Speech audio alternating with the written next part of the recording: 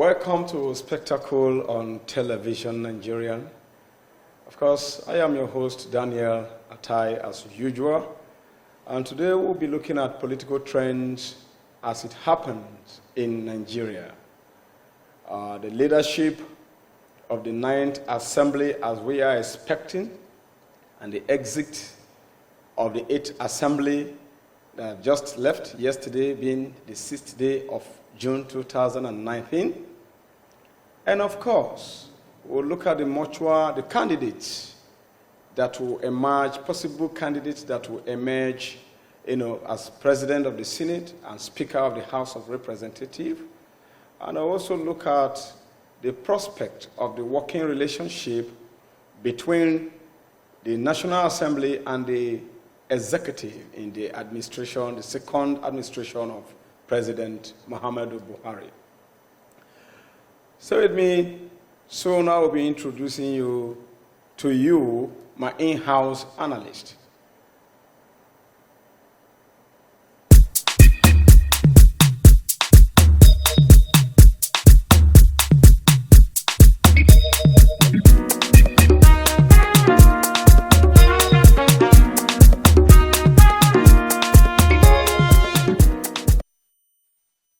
Yeah, welcome back. Like I said, apart from the leadership of the House, we are generally dealing today with political trends. And in few minutes, we'll be bringing to you striking topics and trending topics that we'll analyze today. And of course, if you want to join us, either your contribution, your comment, you can visit our social media handles and then drop your comments, drop your positive contribution or your opinion as regard what we're about to discuss today. And of course, the spectacle is also open for sponsorship and for advertorial. So we could help you with your striking performances, your economic performances, your political performances, your governance so far, even your personal profile. So spectacle is all about that. So we'll beam our periscope into what? Your achievement, your vision, your scorecards, and so on. Of course, with me this evening is Silvanus Ope, a fire right activist and a people's comrade and a political commentator to do justice with spectacle on TV and today. Silvanus, you're welcome. Thank you. God bless you. Pleasure. Thank you. Now, we'll be looking at the leadership of the 9th Assembly. Of course, all things have passed away and we won't be talking about the 8th Assembly anymore. We'll be looking at the prospect of the working relationship between the National Assembly and, of course, the executive arm of government. And to begin with, let's begin with the Senate. Of course, just yesterday, there was an in-house meeting between one of the candidates of the Senate gunning for the Senate presidency, talking about Danjuma Goje, and left with Lawan Ahmed and Ali Ndume, both from the northeastern part of Nigeria, while Lawan is from Yobe State. Of course, Ali Ndume is from Borno State. Now, what do you see, what is the prospect of this 9th Assembly? Talking about this leadership. Do you see Lawan winning it or Goje? Both of them are in the same party, the APC, the All Progressive Party, Congress, I mean. Do you see Lawan or, Ali Ndume winning it? And I will not sit here and tell you that so person will win it. I will just stray. Funny enough, there's no PDP candidate. No PDP candidate, so it makes it easier for them. We don't have a PDP candidate, but we don't know what will materialize on that day. Okay. But the issue is nobody will sit and tell you that this is what will happen on that day. We will just make projections into possibly the politics that might unfold on the floor of the House on June 11th, 2019, when the President has, in fulfillment of his constitutional requirements, made proclamation for the House to be, the National Assembly to be inaugurated. All right. Well, I'll tell you that the greatest undoing of the APC is that they have refused to learn from the mistakes of 2015. What mistake is that? The mistake of naming a candidate instead of a region, as it is the case. Oh, okay, you are talking about the party interference.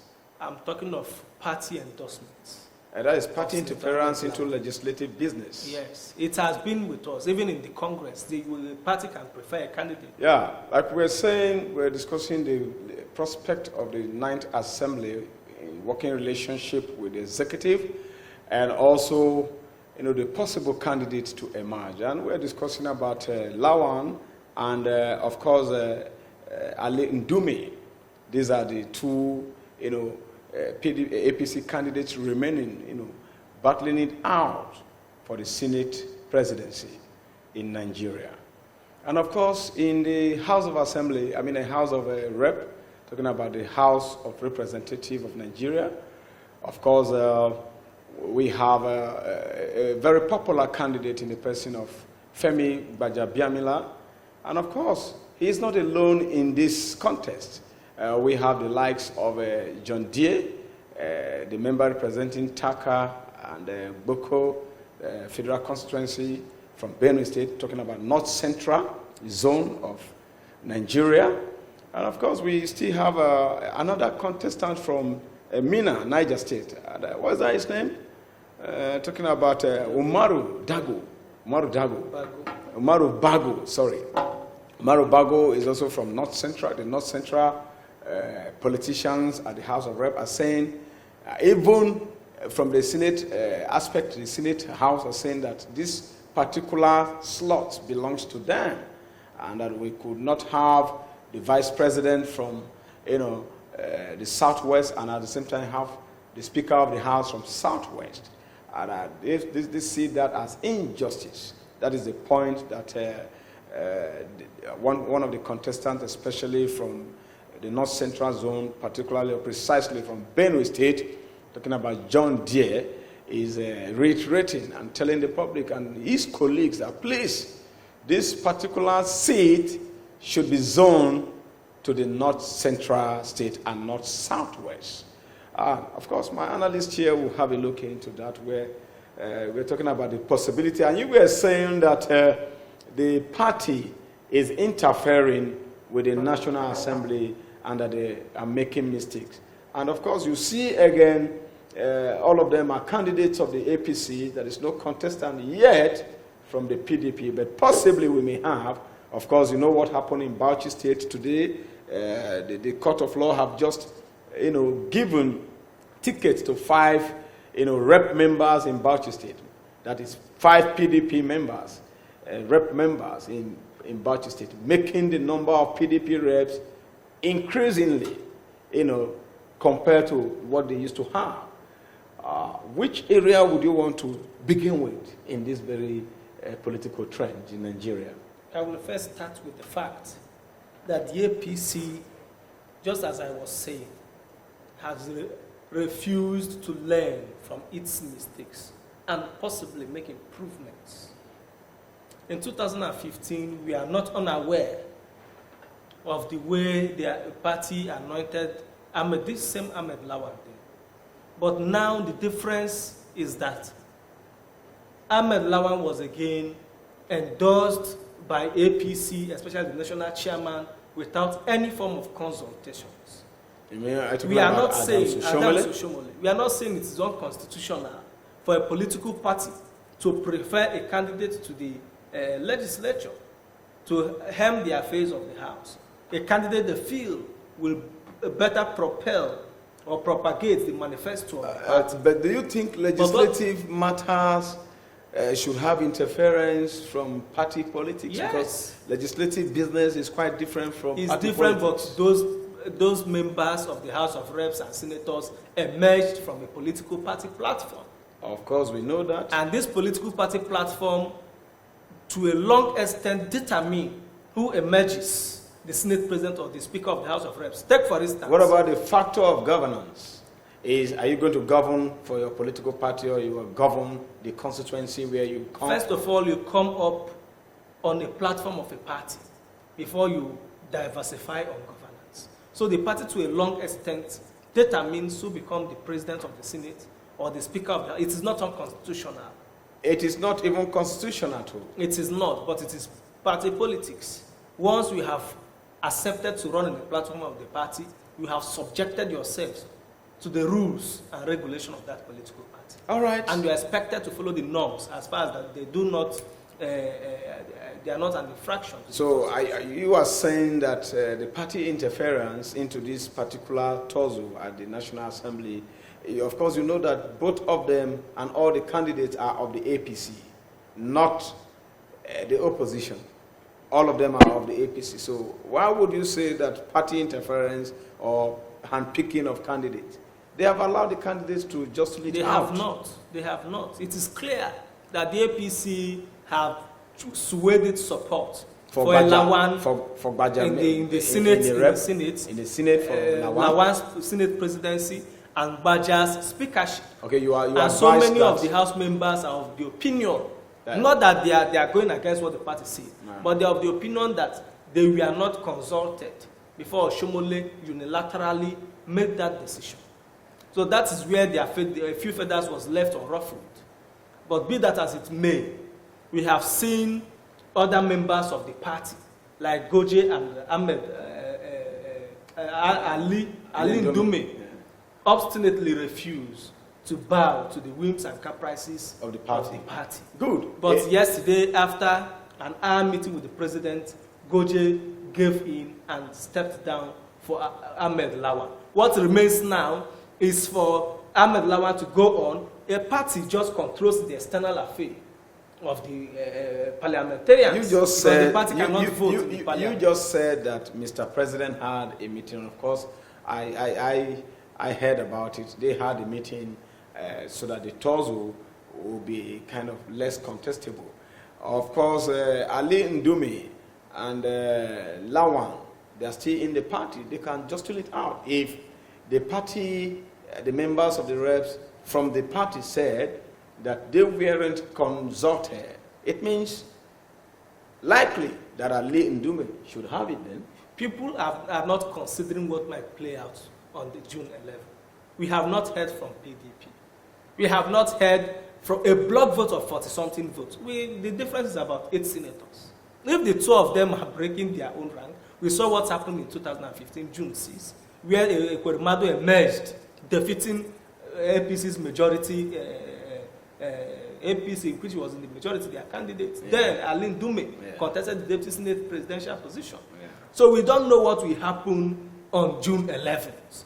PDP have a block vote. And one thing that they have done to the admiration of Nigerian and political onlookers since 2015, that they lost power in the center, is that they have worked in unison, especially when matters of the parliament is concerned. So likely you are saying that... I am foreseeing a likelihood of a PDP candidate emerging on that June 11th and taking the day.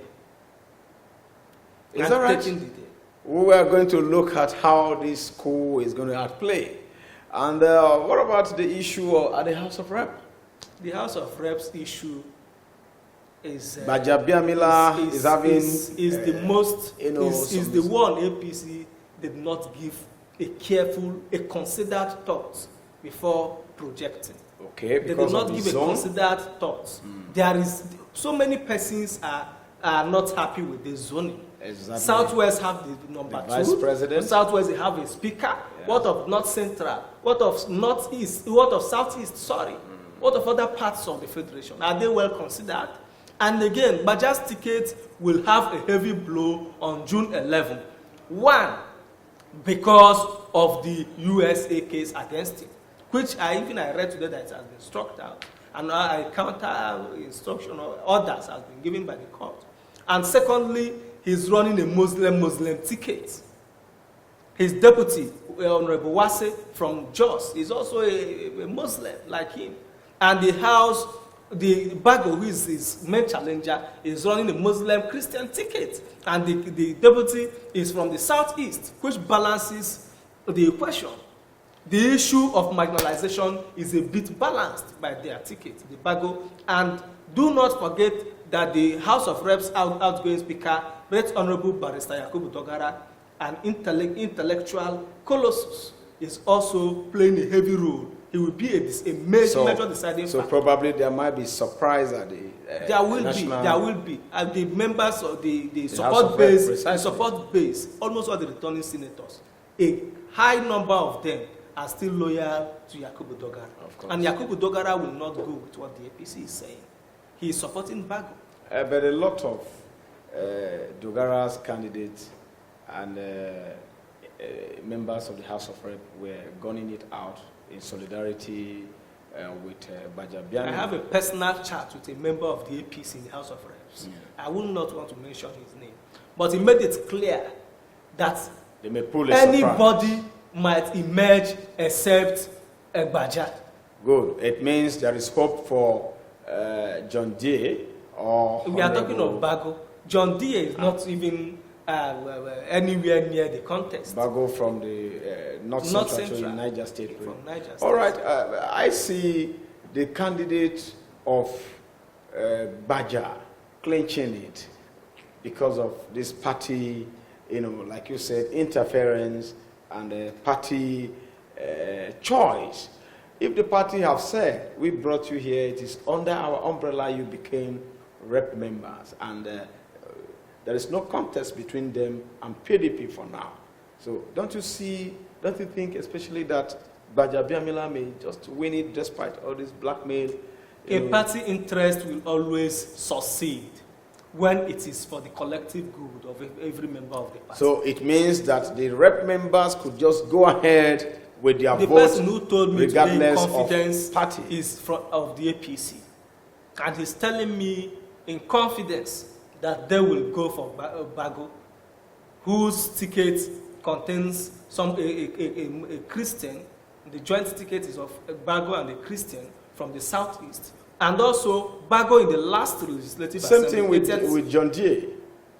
Why do you think you jettison the candidature of John Jay? Some persons are jokers in any contest in this world. Some persons are just jokers. But have you heard him speak about this? I have heard John Jay so many times speak on his speakership aspirations. But I'll tell you that there are two main aspirants to the speakership position. And that on that day, the contest will narrow down to between Honorable Femi Bajabiamila of Surulere 1 Federal Constituency of Lagos State and Honorable Bago Umar Mohammed of Chachanga Federal Constituency of Niger State. Don't forget, John Jay may pull a surprise. He has big wings supporting him too. Now, after this timeout, we'll take a short break. We'll be back.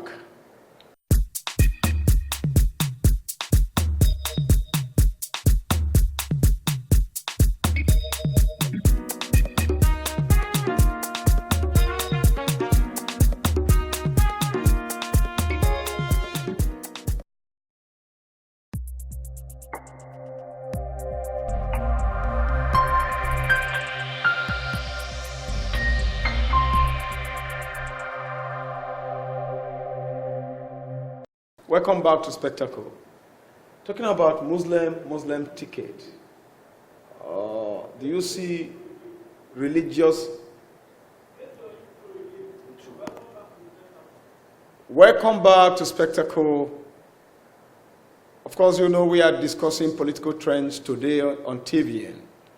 And of course, we are talking about the leadership of the 9th Assembly in prospect.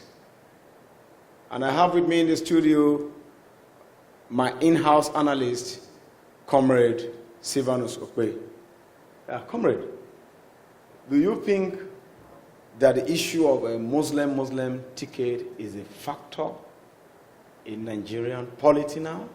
It is a great factor. We have a Muslim ticket in Kaduna State. El-Rufai as a governor, and his deputy is a Muslim, and his deputy is a Muslim too. Now, don't you think that the House, the National Assembly, the Senate, and the Rep would want to be defined not based on religious affiliation? You know, when you talk of Kaduna State, there are many gullible voters in as well as, in fact, the minority in Kaduna might be intelligent people, while the majority are gullible, and they might not understand, or this plays out in major politics.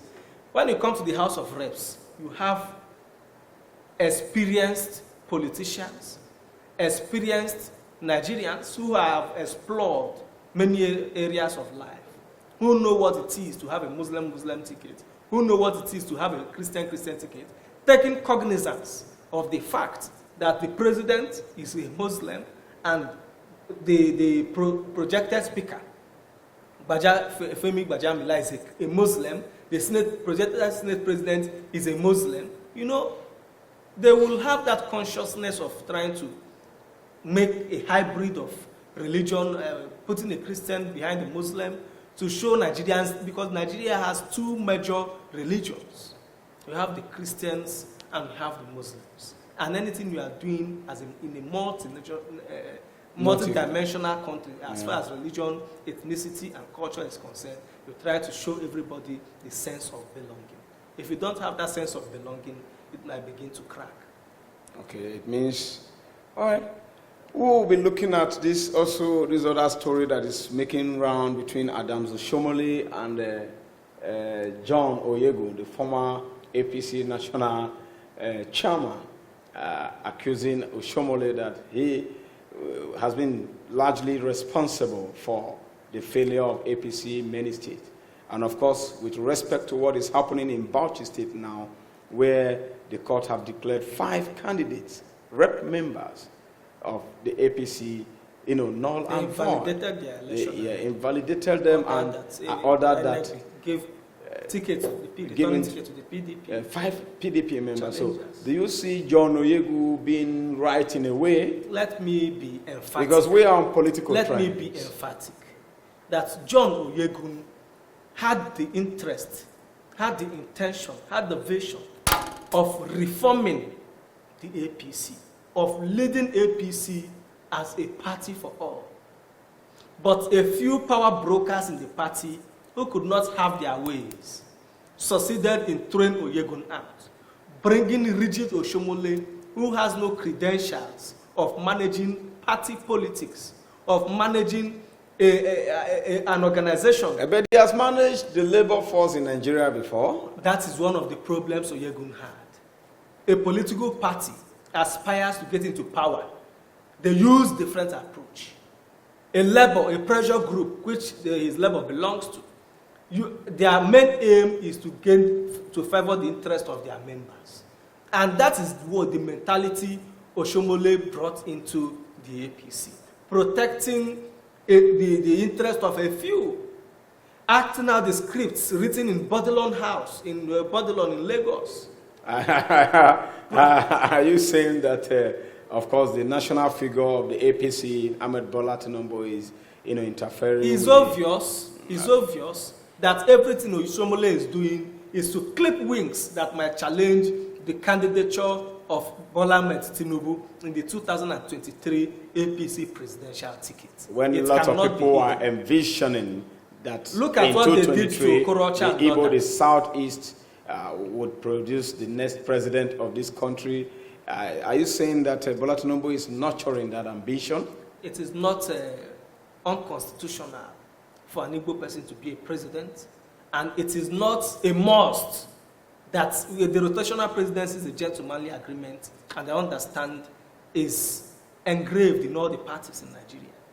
But what we are saying is that even if you are coming out, let there be a level playing ground for other candidates. So between the effective work of John Oyegu and a statement calling Oshomole tout, and that he has led the party into so many defeats, what about the record achievement like Mr. President's victory and about... Do you know one thing I will continue telling people? The only thing holding APC together is President Muhammadu Buhari. We do know his that. Personal integrity. If Buhari leaves in 2023, where will APC be? Did you know that as a national chairman of a party, you guide your utterances? Oshomole has a diarrhea of the mouth. He has found it difficult to guard his utterances. You say Oshomole House in the area He of the man. unilaterally appointed endorsed Lawan without consulting National Working Committee members. You see the Deputy National Chairman's note coming out to say Oshomole should resign. That is, if APC must be restored and repositioned towards 2023, Oshomole must leave the stage. He has led them to many defeats. His obstinance led them to losing Zamfara, to PDP, 36 elected members. From governor, senators, all these people sacked because you cannot place something on nothing and expect it to stand. Look at what is happening in Bauchi. Look at how they lost Adamawa. Also in Look Benue. at how they lost Benue. Look at how they lost Sokoto. What the APC is doing is, these are being challenged. So you are saying as a ruling party and a national comrade of the people, he should have done better in those states. He should have. He should have not protected the interest of one person. It means Oyegun is right there. Oyegun has always broken away from power brokers in the party. Like we saw what happened. Do you see Oyegun as a technocrat? Or? He's not a technocrat. He's a fine gentleman, a fine manager of human minds, a fine manager of interests, a fine Democrat who knows how to accommodate diverse interests. And that is what the credentials a party cannot do away with if it needs a good national chairman that it will lead it to victory. If you see what happened in Kogi State in 2015, during the election that brought Yaya Bello, Oshomole resisted the pressure of bringing in Faleke, who is Tinubu's boy, because the constitution did not make clear what there was a lacuna in our constitution as to what will remedy such a situation. Our constitution never envisaged that such a situation might erupt in the future. And you will see the case of Ondo State, where Tinubu was trying to impose Abraham, somebody, on the party as governorship candidate. And the APC conducted a primaries where Akero Odolo's son emerged. All these things irked Bola Ahmed Tinubu, who made sure that Oyegun is removed. And somebody who is compliant, who will do his bidding, is brought to the table, is brought to the board to carry out doing his bidding, even when it destroys the party. This allegation is a strong one, you know. These are proven allegations. You can see them. They are all right.